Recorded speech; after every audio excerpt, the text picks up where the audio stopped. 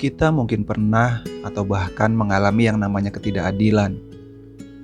Ketidakadilan hadir ketika kebenaran dikubur oleh kepentingan, dan ketika suara yang lemah dibungkam oleh kekuasaan. Ketidakadilan membuat dunia terasa berat sebelah, di mana yang lemah dipaksa tunduk, sementara yang berkuasa menulis aturan sesuai keinginan. Namun ketidakadilan pada akhirnya tidak akan pernah abadi. Ia hanyalah penundaan dari menangnya kebenaran. Meski lambat, meski tertatih, tapi pasti. Kisahnya ada dalam film berikut, jadi begini ceritanya.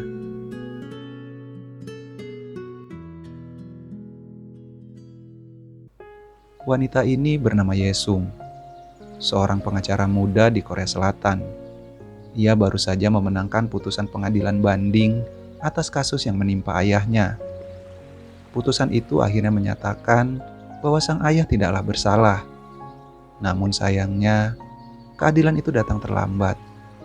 Ayahnya telah lebih dahulu dieksekusi atas vonis yang salah. Meski begitu, perjuangan Yesung tidaklah sia-sia.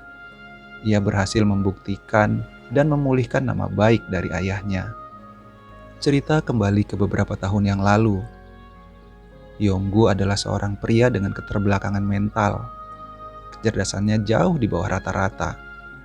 Namun di balik keterbatasannya, ia memiliki hati yang tulus dan penuh kasih. Hidupnya semakin berarti karena kehadiran putri kecilnya yang cantik dan cerdas. Yesung namanya. Dialah satu-satunya alasan bagi Yonggu untuk terus tersenyum dan bertahan menghadapi kerasnya kehidupan. Yonggu sendiri bekerja sebagai tukang parkir, di mana di suatu hari terjadilah sebuah peristiwa tragis yang menimpanya. Kejadian yang tidak pernah ia bayangkan, yang akan membawanya masuk ke balik jeruji besi dan memisahkan dirinya dengan putri yang ia cintai. Peristiwa itu bermula ketika Yesung tertarik pada sebuah tas kuning bergambar Sailor Moon yang dipajang di sebuah etalase toko. Matanya berbinar penuh keinginan. Namun karena belum gajian, Yonggu hanya bisa menatap putrinya sambil tersenyum. Ia berjanji bahwa setelah gajian pasti akan membelikan tas impian itu untuk Yesung.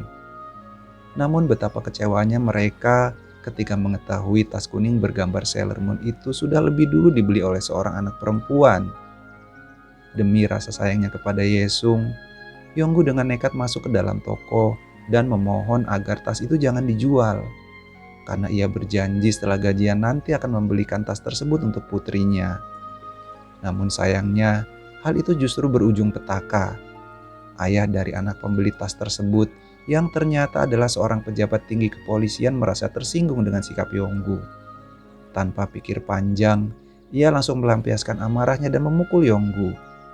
Walaupun Yonggu dan Yesung gagal mendapatkan tas Sailor Moon itu, tapi Yonggu tetap berjanji akan memberikannya setelah gajian nanti.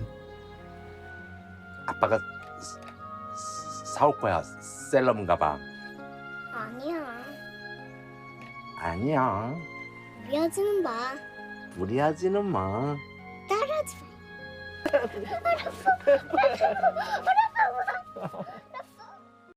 Anak perempuan yang membeli tas Sailor Moon itu bernama Jiyong.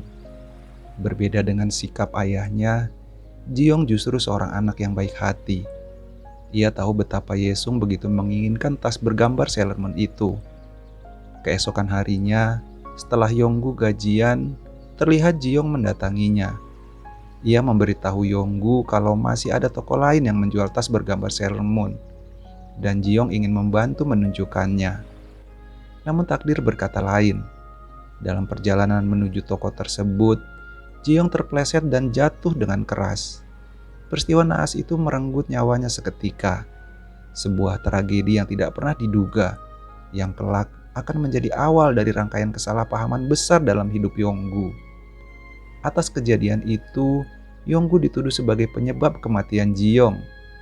Luka di kening gadis itu dan keberadaan batu bata di samping kepalanya membuat orang-orang langsung berprasangka buruk. Mereka menuduh Yonggu telah memukul kepala Jiyong dengan batu bata hingga tewas. Padahal sebenarnya batu bata itu jatuh dengan sendirinya dan menimpa Jiyong ketika jatuh terpeleset. Dan luka di keningnya murni akibat kecelakaan.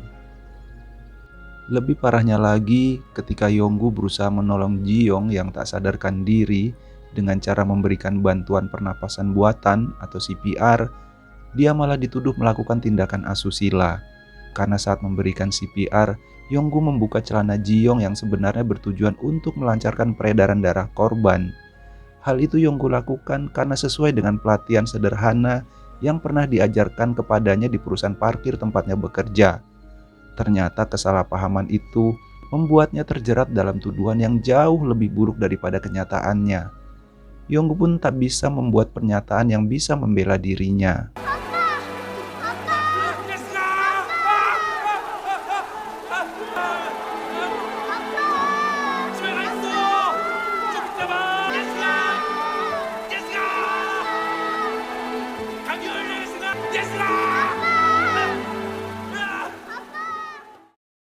Ayah Jiyong yang seorang pejabat tinggi polisi itu tak menerima kenyataan pahit yang menimpa putrinya.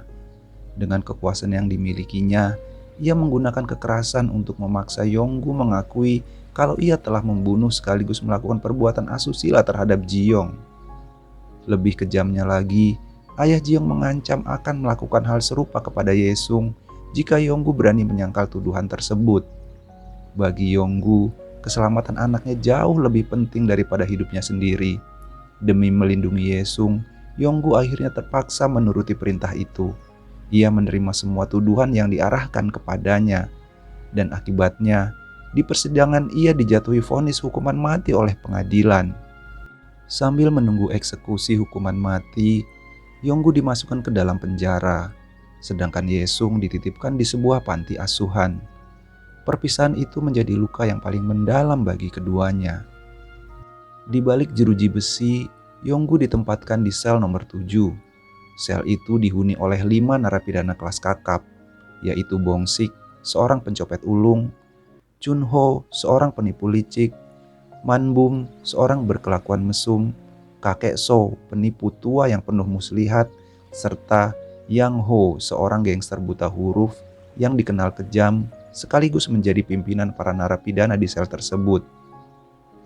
Kehadiran Yonggu di antara mereka langsung menimbulkan kebencian, sebab di dunia penjara, pelaku perbuatan asusila, apalagi terhadap anak-anak, adalah sosok yang paling dibenci dan dipandang hina.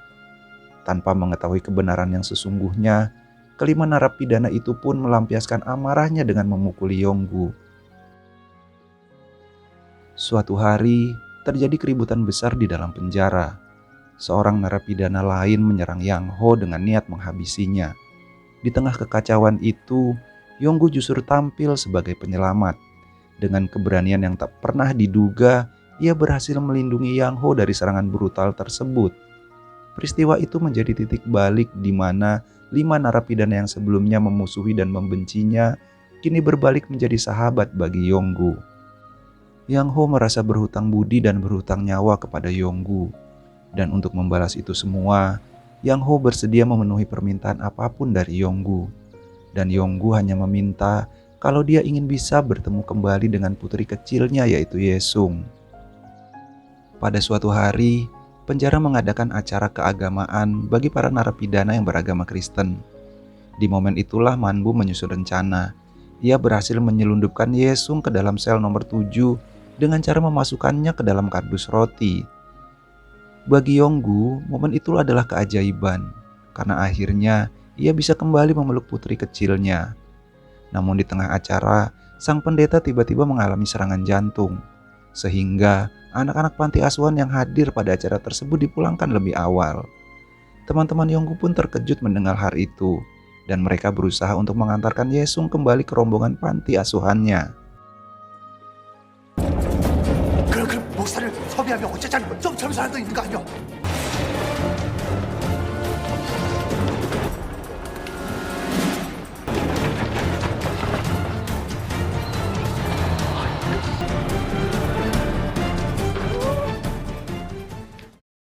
Alhasil, Yesung pun tertinggal dari rombongannya, sehingga dia harus tinggal lebih lama di dalam sel nomor 7. Hari-hari itu menjadi kenangan indah yang tak ternilai, karena justru di balik jeruji besi, terjalin persahabatan hangat antara Yesung dan para narapidana di sel nomor 7 tersebut. Mereka menjaga, melindungi, bahkan berjuang mati-matian agar keberadaan gadis kecil itu tidak diketahui para sipir penjara. Namun, rahasia itu akhirnya terbongkar juga ketika Yesung ditemukan oleh sipir penjara. Ia segera dikembalikan ke panti asuhan. Sementara itu, Yonggu harus menanggung konsekuensinya. Ia diikat dan dipindahkan ke sel lain yang lebih sempit. Beberapa hari kemudian, penjara dilanda kebakaran besar. Di tengah kepanikan, Jang Min, yaitu kepala penjara yang selama ini terkenal galak dan tak berperasaan, terjebak di dalam kobaran api. Saat semua orang sibuk keluar sel untuk menyelamatkan diri, Yonggu justru dengan penuh keberanian kembali ke dalam sel untuk menolongnya. Nyawa kepala penjara itu pun akhirnya terselamatkan berkat pertolongan Yonggu. Dan peristiwa itu mengubah segalanya. Hati Jang Min yang keras mulai luluh. Dari sosok yang semula dingin dan kejam, ia justru berbalik menjadi sahabat sekaligus pelindung bagi Yonggu. Sejak saat itu, ia membuka pintu agar Yesung bisa datang mengunjungi ayahnya di sel nomor 7 kapanpun ia mau. Tak berhenti di situ, Jang Min bersama kelima sahabat Yonggu dari sel nomor 7 bertekad membantu membuktikan bahwa Yonggu tidak bersalah. Mereka tahu pria polos itu hanyalah korban dari kebohongan dan dendam. Bahkan, Jang Min memberanikan diri menghadap ke komisaris polisi, yaitu Ayah Jiong yang masih menyimpan dendam. Dengan penuh keyakinan, ia memohon agar diadakan persidangan ulang. Sebab, hingga kini belum pernah ditemukan bukti kuat yang menyatakan Yonggu benar-benar bersalah. Perjuangan Jang Min akhirnya membuahkan hasil. Persidangan ulang untuk Yonggu akhirnya disetujui. Semua sahabatnya di sel nomor 7 percaya bahwa inilah kesempatan untuk membuktikan kebenaran. Namun, harapan mereka itu kembali hancur. Sang komisaris polisi, yaitu Ayah Jiong, tetap tidak mau melepaskan Yonggu. Dengan licik ia justru bersekongkol dengan pengacara yang seharusnya membela Yonggu. Alih-alih memperjuangkan keadilan, pengacara itu malah mengintimidasi kliennya sendiri. Ia memaksa Yonggu tetap mengaku bersalah. Dan jika Yonggu berani menyangkal, maka keselamatan Yesung akan menjadi taruhannya. Demi keselamatan putri kecilnya, di persidangan yang kedua Yonggu yang semakin tak berdaya dengan terpaksa kembali mengakui semua tuduhan itu. Keputusan itu membuat pengadilan tetap menjatuhkan vonis hukuman mati kepadanya. Dan lebih menyakitkan lagi, eksekusi hukuman mati pun telah ditetapkan pada tanggal 23 Desember, tepat di hari ulang tahun Yesung. Meski putus asa, 5 sahabat penjara Yonggu tak tinggal diam. Mereka berusaha keras menyusun rencana nekat untuk membebaskannya. Dengan dukungan seluruh narapidana, mereka membuat balon udara besar dari kumpulan balon gas, berniat membawa Yonggu terbang keluar dari penjara. Namun upaya penuh harapan itu gagal. Balon yang membawa Yonggu tersangkut di pagar penjara, dan usaha penyelamatan terakhir itu pun berakhir sia-sia. Di tanggal 23 Desember, tepat di hari ulang tahun Yesung, tibalah saatnya Yonggu menjalani eksekusi hukumannya. Dan di suasana tersebut terlihat sangatlah mengharukan.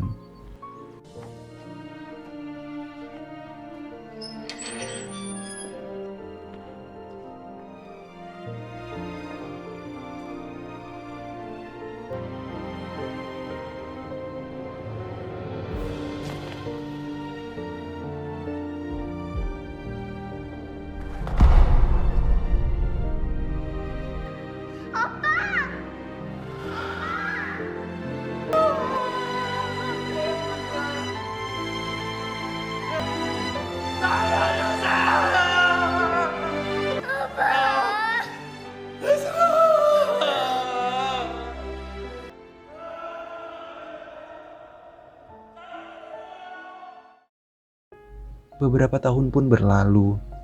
Yesung tumbuh menjadi seorang gadis yang cantik dan cerdas. Luka masa kecilnya justru menempanya menjadi pribadi tangguh. Dan kini ia telah menjadi seorang jaksa. Yesung pun mengajukan persidangan ulang untuk membersihkan nama almarhum ayahnya. Ia tidak sendiri.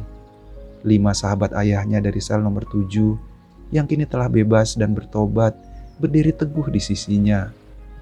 Dengan dukungan mereka dan kesaksian Jang Min, sang kepala penjara yang kini telah menjadi ayah angkatnya, Yesung berjuang mati-matian di ruang sidang. Setiap kata yang ia ucapkan bukan hanya suara seorang jaksa, melainkan jeritan hati seorang anak yang menuntut keadilan untuk ayahnya. Akhirnya, pengadilan memutuskan bahwa Yonggu tidak bersalah. Vonis yang dulu dijatuhkan kepada ayahnya kini resmi dibatalkan. Tangis bahagia Yesung pun pecah, bukan karena ayahnya kembali, tetapi karena ia bisa menegakkan kebenaran, dan ia berhasil membuktikan dan memulihkan nama baik dari ayahnya. Terima kasih sudah menonton sampai selesai. Jangan lupa like, komen, dan subscribe. Selamat beristirahat dan salam untuk keluarga.